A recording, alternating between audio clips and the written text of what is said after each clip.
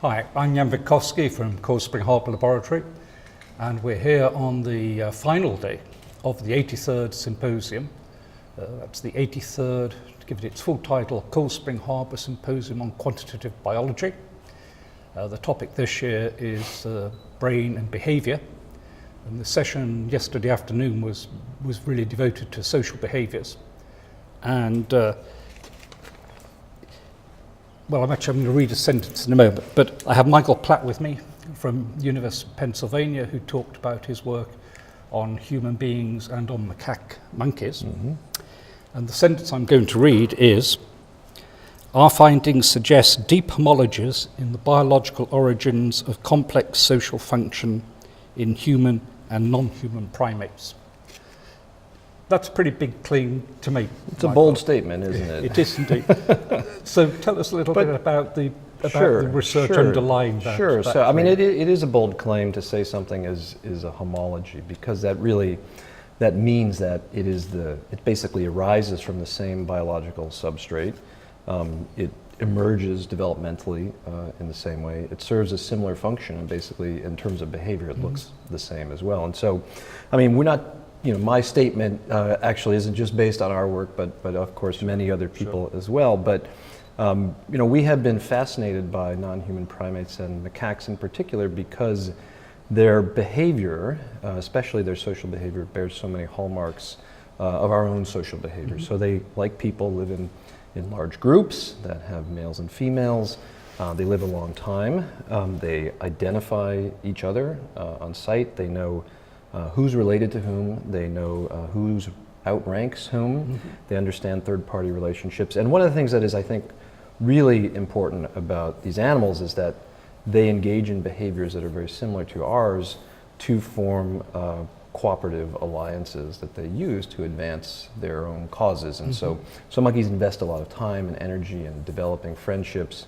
Friends come to their aid.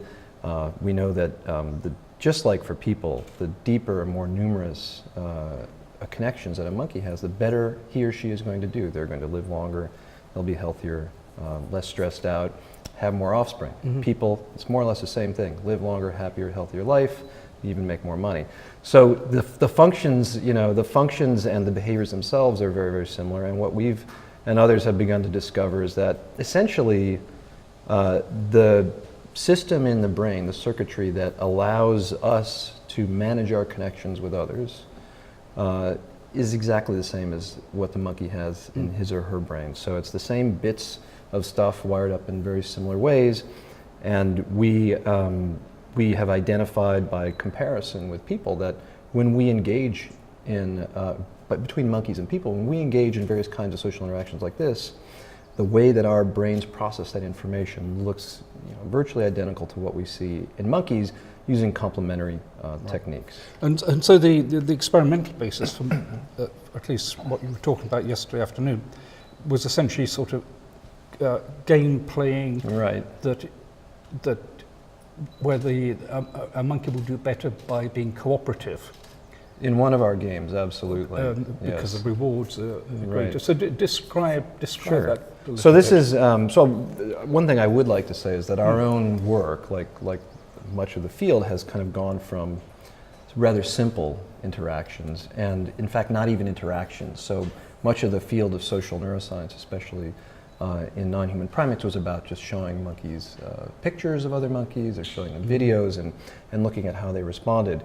But over the last, 5 years or so, I think, our group has been one of the pioneers in actually creating controlled situations where monkeys can interact with each other, sometimes spontaneously, but other times through an interposed computer device, like we were talking about. So we teach monkeys to play video games with each other that are very, very similar to what we play with each other. And in one of the games I talked about yesterday is based on a classic economic game called Chicken, where basically you have two cars. It's kind of like James Dean in Rebel Without a Cause, and they're driving at the cliff, and it's going to see who's the first one to jump out of the car. In this case, the cars are driving at each other, and each monkey controls a car. These are virtual cars. They're virtual cars. Yes, they're absolutely. That's the next step when we have them in real cars. No. So you put them in. They have virtual cars. We display tokens on the screen that tell them what they could get if they drove straight ahead versus turning away from the other monkey so as not to run into him. And then we changed the game a little bit by adding a cooperation bar, that if both monkeys can essentially convince each other to coordinate their behavior and take the risk that they won't be the only one doing it, they can unlock a jackpot if they do that. And that takes, at minimum, coordination. It takes recognition of what the other animal is going to do, and it takes resisting the temptation to go straight ahead and get potentially get a bigger reward, but you might crash. So by going ahead, they could get the maximum reward. That's right. By cooperating, they get a smaller reward, but better, guaranteed. No, it's more reward. So if let's say there's 10 tokens for straight ahead, 3 tokens for turning away, but if both monkeys turn away, they can push the bar and unlock, say, 7 tokens. So they can do better than they would if they just 7 act tokens on each. Each, absolutely. So there's always a temptation to go straight ahead, but then if they both do that, they crash and nobody gets anything. So it's a very interesting game. And you've presumably done, because I can't remember the details from the talk, various permutations. Have you tried gender? So that's a great question that always comes up and is very interesting. We have not, in that game, done the permutations with gender in monkeys, although we have in other studies that we've done. One thing we have varied is the relative social status of the animals, which has a big impact on how they play. So generally, dominant monkeys get to be a little bit more despotic. They take a little bit more than subordinate monkeys, and they can kind of coerce subordinate monkeys to cooperate with them under certain conditions. But so overall, you see a kind of flattening of the curve for cooperation as monkeys become more and more dominant. We don't know if that's true in people, but I suspect it might be from, at least for certain, maybe not dominance per se, but maybe, or power, but certain personality types. I think someone asked you this question yesterday, and it came down. It requires too many subjects. The issue of whether monkeys that know each other cooperate faster and more effectively than strangers. So it's a great question. I think for us to believe that this is really a fundamentally social task, that the animals are treating it as a social interaction, you'd want to know that some aspects of the social relationship are actually modulating behavior. We know social status does. That's one observation in support of that.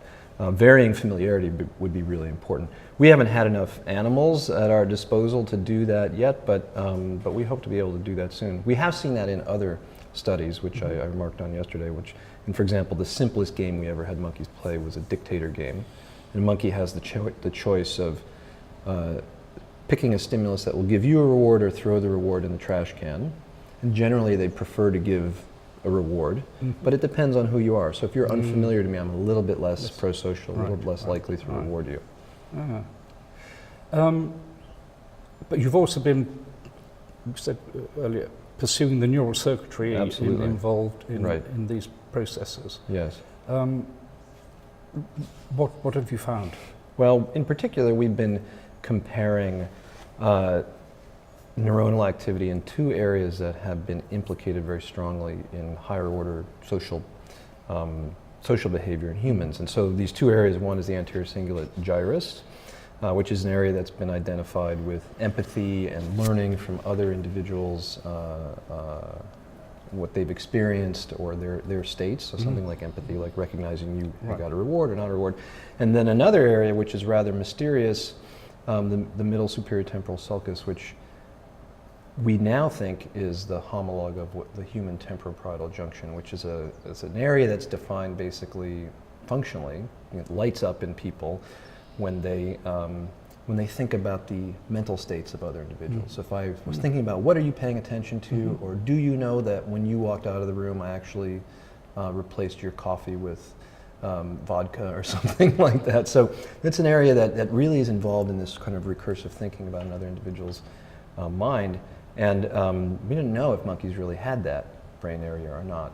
So this is a candidate, and when we recorded from neurons there in this task, we found that neurons carried information that was unexpected because they signaled things that were not just about the social perceptual context, like, oh, there's a face of another monkey there, but signaled things like, did I get a reward or not? How much information did I have about the other animals, what he was intending to do? And in particular, we found these neurons that have never been described before, I don't think, which were selected for cooperating with a live monkey, and not for cooperating with a computer or cooperating with a decoy monkey. I'd forgotten you'd said that the monkey can distinguish between a computer playing or a random... Or even what's most surprising is a decoy monkey. So one of our most important comparisons is a monkey plays with another monkey sitting there, but the computer is actually playing. And the computer's playing a strategy that's not directly yoked to the player monkey. And in that case, our monkeys identify that very rapidly, and they're more apt to cooperate, more likely to cooperate with a real monkey who's really playing with them versus a computer with a decoy monkey sitting there. So they can, the monkey that's playing can distinguish the playing patterns? It's the playing patterns, plus we think they're also paying attention to other cues that that are coming from the other monkey, other gestures and what that other monkey might be looking at, and that there's some disconnect between the normal predictive patterns of what, if I'm playing with you, I might look where I'm going to go, and so that disconnect allows the monkey to make that distinction. Does the playing differ if you have the two monkeys are playing generally, right? But you shield them from view, each other's So this view? is a great question. In that experiment we haven't done that in that experiment yet. That's something we intend to do. But in another experiment I talked about yesterday, in which we have monkeys playing soccer against each other. So one monkey's kicking the ball, he's guiding the ball, and the other monkey's a goalie, he's trying to block him. And monkeys play exactly the same way people do, down to every movement of their eyes and every dilation of their pupils, and I mean, it's really quite remarkable. In that case, our monkeys it's interesting because monkey plays the same if he's playing a live monkey here or that live monkey's in another room. They can pick up on the patterns of behavior that indicate that there's a real intelligent agent, right, who's guiding things. Whereas if he's playing against a decoy monkey who's just sitting there, but the computer's playing, they play a very different game. It's quite clear that they distinguish those two conditions. And if the decoy monkey isn't there, if the monkey is simply playing against a computer, I mean, I suppose that's not true. Well, it depends on. So the thing is that we have to be a little careful here, because depending on the complexity of the computer program, of the software, of the AI. Right. So I believe that if we made an AI, and we actually have done this now, I didn't talk about it yesterday, if we had one that completely mimicked and the behavior of a monkey. Yes, but rather big. Online. Right. I mean, a touring monkey. When we do, I think if we do that, it'll be indistinguishable from a monkey. So, of course. So we're now getting into deep philosophical things about is a computer intelligent? I mean, presumably, if you achieve that, the monkey would think the computer was intelligent and distinguish it from a living. Of course, yeah, absolutely. And you said a moment ago that human beings play these games in a similar fashion. I mean, so in our human players and our monkey players, we measure their gaze position, we measure the dynamics of their pupils, because that's an indicator of arousal and engagement. We look at the number of redirections they make, we look at the trajectories. Everything about those is identical in monkeys and humans. Monkeys are a little slower in the gameplay, so their response time is a little bit slower, but that's the only difference. And all of the factors that predict winning, we see in both species. So both monkeys and humans make a brief glance to the place where they will eventually take the ball to try to win, even though between the moment that they look and then they start playing, they're responding to the goalie and trying to outmaneuver him, but they eventually go to the spot so they both have a plan well in advance, which is, I think, quite remarkable. It is, and it doesn't sound... They presumably don't do this invariably. There must be occasions when the goalie... Oh, sure, it's not 100%, because it can't, the thing that's really interesting is that neither our monkeys nor humans have discovered this tell. So, like a good poker player so would you're actually be able to right. figure that out. Right. So you should become an advisor to soccer team and coach the guys not to do this. Well, it'd be very interesting to know, and I'm sure the data's out there on how people really play soccer or hockey. This is actually the exact same thing as hockey as well. So, but thinking of human soccer players, you can well imagine that a striker coming in will make some gesture to fool the I don't know. I mean, have you ever seen anything like that in your monkeys? Oh, a gesture or something that to fool or. Well, that's what we see in so that we call those feints, and monkeys and humans both perform them, but only when they're playing against a live individual. Right. And so what they do is they try to get the goalie going one direction, and then they rapidly change direction. They try to do it at the very last moment. That is basically the optimal strategy in this game. And the optimal strategy for the goalie is to wait as long as possible for commitment, and then shift. Yeah. So it's kind of a showdown as they get close to the goal line. And you said a moment ago that both the monkeys and the humans haven't picked up on this. Not to our knowledge, but I think we need to look into that a little bit more deeply. Yeah. So what's going to be what are your next steps in this work? That's a great question. I mean, we have some brain imaging work going on in humans to try to verify and validate that we get very similar patterns of or very similar brain areas. It's not the same brain areas actually activated, and so far that looks to be the case. I mean, we're going in many directions with this, and they all involve kind of really taking the reins off and allowing things to become much more complicated. So one thing I talked about yesterday, which is pretty new, is the incorporation of a third individual. Even we know that for animals, just like people, even just having an observer, an audience, changes the way that people interact. So if somebody sees us playing a game, or that involves trust, etc., my reputation is at stake if there's another individual there, and so I might act very differently. Especially that individual could punish me, for example. And so we know that has a big impact on even very simple interactions between individuals. So we brought in a third monkey now in the soccer game, and he's quote unquote passive. I don't think he's so passive, but what we do is we cue the kicker monkey that occasionally the rewards that he's playing for the benefit of that other monkey. And when we did that, it was quite remarkable. Our kicker monkeys started playing much harder. They made more fakes. Their pupils dilated more, indicating they're more aroused and more engaged. And they won more frequently. They beat the goalie more often.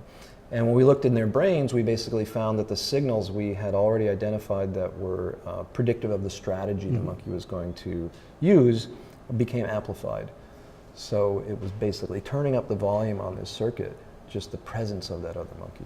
The presence and the fact that you're working harder for him. Yeah. So this is I presume, sort of an example of altruism, that you're making an effort you're making an effort that is not, you're not going to be personally rewarded for in a material sense. You're not going to get a treat or that whatever. Monkey who's kicking gets a reward, but irrespective. I mean, he gets a reward no matter what whenever he wins. But when he's also working for the benefit of another monkey, then he plays much harder and he actually wins more frequently. So I think altruism is a sticky concept, as you're probably aware. I mean, economists think about it a little bit differently than, say, evolutionary biologists might think about it versus philosophers. I mean, I take a pretty broad view that, sure, working hard for the benefit of somebody else is altruistic. Absolutely. That's fascinating. Yeah. Okay, well, thank you very much indeed, Michael. Thank you. It's been great. I look forward to the next stages in the story. Well, me too. Thank you very much. Thank you.